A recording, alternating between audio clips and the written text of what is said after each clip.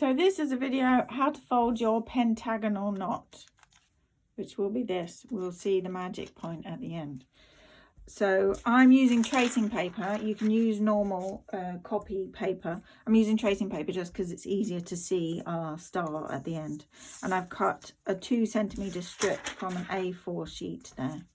So you've got your strip. You want to make a simple loop.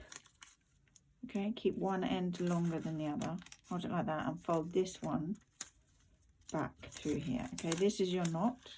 Now, as it's paper, you want to pull it very gently. You want to pull it tight so it folds flat as close as you can without sort of scrunching it. So you have to be quite gentle and just tease it in.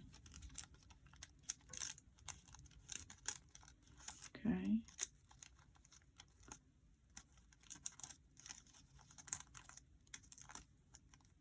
And then once you've got it as close as you think you can, see it's a little bit out on that top edge, then you fold it.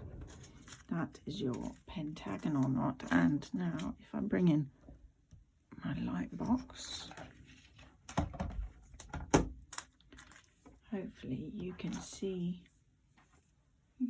those folds there. And if I fold this one across, line it up with the bottom, and it will join that top corner. You can see our star there. Can you see that? There's your star inside your pentagonal knot. So you've created your star within a knot. You actually do that every time. Let me turn that off. Every time you fold, you tie a knot. It's just we're doing it in paper so you can see it there. Thank you very much.